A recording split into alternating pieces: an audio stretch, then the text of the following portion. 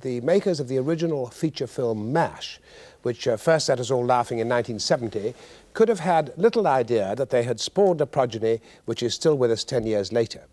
m.a.s.h, which stands for Mobile Army Surgical Hospital, is set in South Korea during the war there, and its humour derives mainly from the layman's delight in finding that members of the medical profession, traditionally totem figures, can, in their social lives, be just as venal and silly as the rest of us.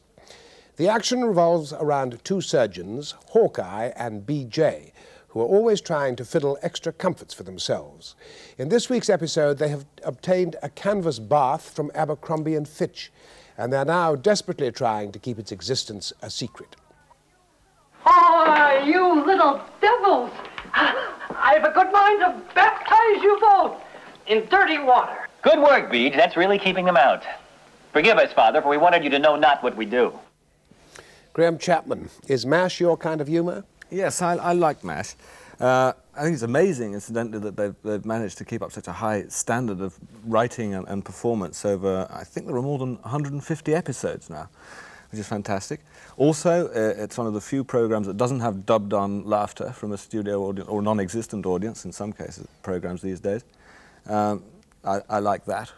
In the States, incidentally, you do get a dubbed-on audience, so it's rather better here. And incidentally, in terms of the programme, what it is about, I think it's amazing that there have been over 150 episodes of something which really is a piece of anti-war propaganda. Do you really think it is anti-war propaganda? Yes, it is, really. I mean, well, propaganda is a strong word. Its mood is anti-war, really. I don't get the feeling, really, that the war's... I mean, that there's a war going on at all. It's just this odd outfit stuck in the middle of nowhere. Oh, you do, you do. I mean, I remember... Well, one episode that particularly springs to mind was the colonel of the outfit in the post-op unit and talking to the Major Hot Lips, the nurse, saying, you know, it's not looking into the wounds in there that's the difficult thing, it's looking at the faces out here afterwards. You know, little things like that, perhaps you don't notice all the time. One of the interesting things I think about it is that the doctors, as I said in the introduction, are as stupid as we are in their social lives, but there's never any hint that they're anything other but highly professional in the operating theatre.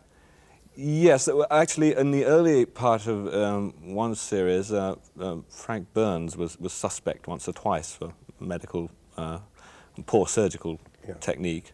But yes, rarely. They're normally A1 on that. Godfrey, how did you react? I think it strikes me as how old-fashioned it is. It's like people watching Much Binding in the Marsh.